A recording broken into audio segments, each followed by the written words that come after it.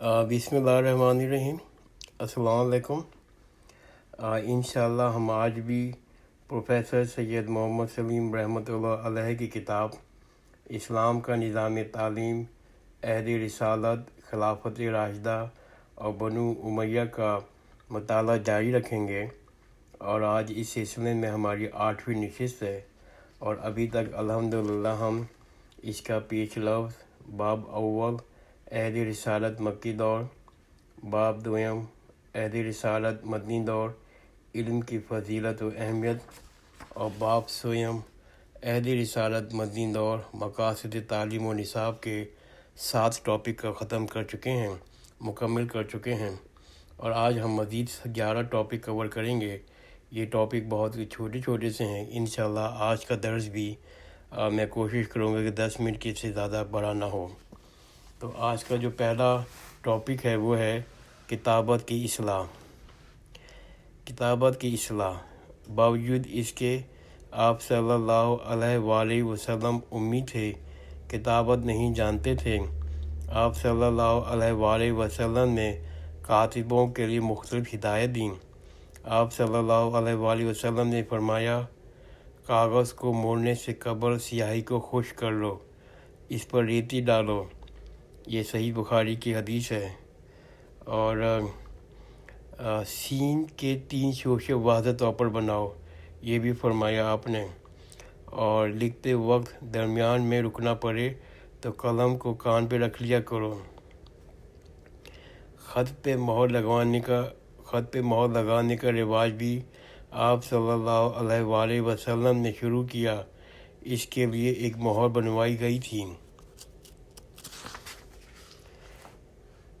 दुनियावी उलूम। दीनी उलूम के साथ साथ आप सल्लल्लाहु अलैहि वसल्लम ने दुनियावी उलूम सीखने की भी तरगीब दी है। सहाबा कराम को इनके सीखने के लिए आमादा किया है। ये बात वाज़ह रहे, आप सल्लल्लाहु अलैहि वसल्लम ने अरब में ज़माने में अरबों का माशरा खुशहाल और तरक्की याफ्ता नहीं था। ऐसे माशरे में बहुत थोड़े से दीनवी उलूम मुतारिफ व मालूम थे। आप सल्लल्लाहु अलैहि वसल्लम ने इनके जानने का हुक्म दिया। इल्म तिब। इंसान की ज़िंदगी बीमारी एक हकीकत है। इंसान की ज़िंदगी में बीमारी एक हकीकत है। बीमारी का इलाज करना चाहिए। हज़रत रसूलुल्लाह सल्लल्लाहु अलैहि वसल्लम ने फरमाया, अल्लाह ताला ने बीमारी और दवाई दोनों पैदा की है और हर बीमारी के लिए दवा पैदा की है। इससे दवाई ज़रूर इस्तेमाल करो, मगर हराम अशिया को बतौर दवा इस्तेमाल ना करो। यह अबू दाऊद की हदीस है। इस हदीस में पहली बात तो ये मालूम हुई है कि हर मर्ज़ का इलाज भी है और हर मर्ज़ के लिए दवा भी है। हमारा फ़र्ज़ है दवा तो इलाज करें। इस हदीस से इल्म तिब सीखने की तरकीब मिलती है। दूसरी बात ये, हराम शय को बतौर दवा भी इस्तेमाल ना करें।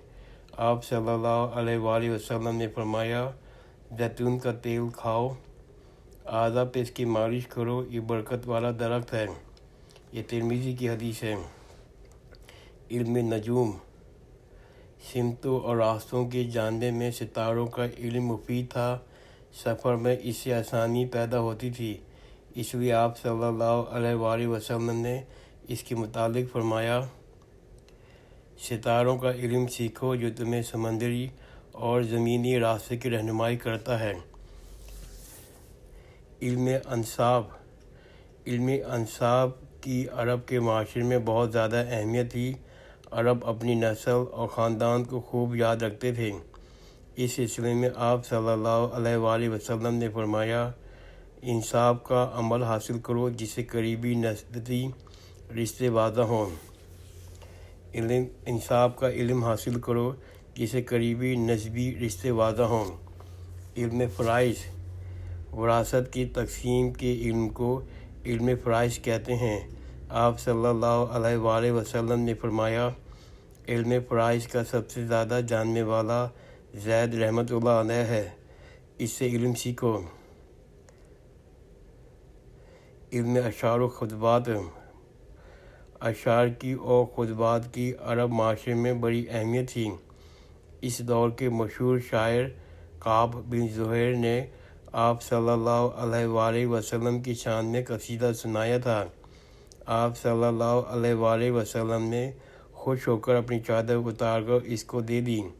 اس وجہ سے وہ قصیدہ بردہ کے نام سے مشہور ہو گیا۔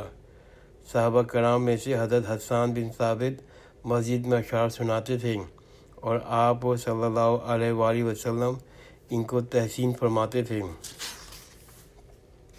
غیر ملکی زبانوں کی تہذیب۔ اپنے کاتب خاص حضرت زید بن ثابت رضی اللہ عنہ سے ایک روز آپ صلی اللہ علیہ وآلہ وسلم نے فرمایا، تم سریانی زبان سیکھ لو۔ وہ خود بیان کرتے ہیں، رسول اللہ صلی اللہ علیہ وآلہ وسلم نے مجھے حکم دیا کہ میں یہودی خط سریانی سیکھ لوں۔ نصف مہینہ نہیں گزرا میں نے وہ خط سیکھ لیا۔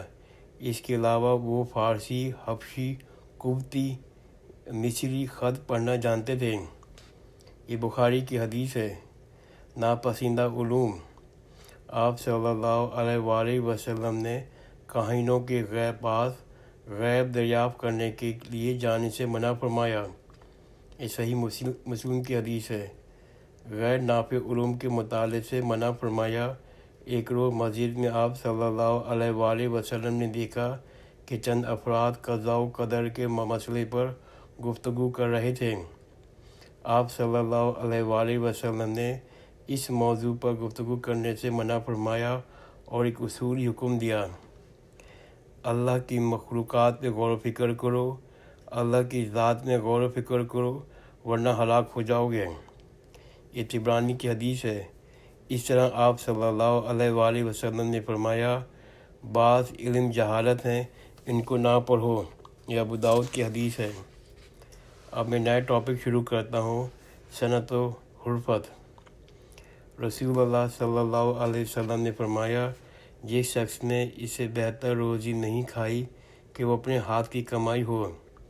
اللہ تعالیٰ کے نبی حضرت داؤد علیہ السلام اپنے ہاتھ کی کمائی کھاتے تھے۔ یہ صحیح بخاری کی حدیث ہے۔ آپ صلی اللہ علیہ وآلہ وسلم نے فرمایا، محنت کرنے والا اللہ کا دوست ہے۔ آپ صلی اللہ علیہ وآلہ وسلم نے یہ بھی فرمایا، تم میں سے کوئی شخص رسی لے جنگل کی طرف چلا جائے، وہاں سے لکڑی کا گٹھا باندھ کر پیٹھ پر لاد کر لائے اور بازار میں بیچ دے اور اس طرح اپنی غیرت برقرار رکھے تو یہ اس کے لیے سوال کرنے سے بہتر ہے، سوال کے بعد لوگ دیں یا نہ دیں۔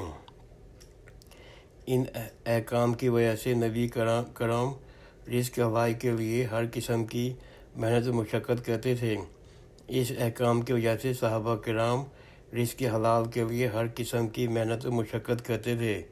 صحابہ کرام مختلف پیشوں کے ذریعے اپنی روزی کماتے تھے۔ مثلا عبداللہ بن مسعود چرواہے تھے، سعد بن ابی وقاص تیر ساز تھے، زبیر بن عوام درزی تھے، بلال بن رباح گھریلو نوکر تھے، سلمان فارسی حجام تھے، عمرو بن عاص کسائی تھے، حضرت علی کھیتوں میں مزدوری کرتے تھے، حضرت ابو بکر کپڑے بیچتے تھے۔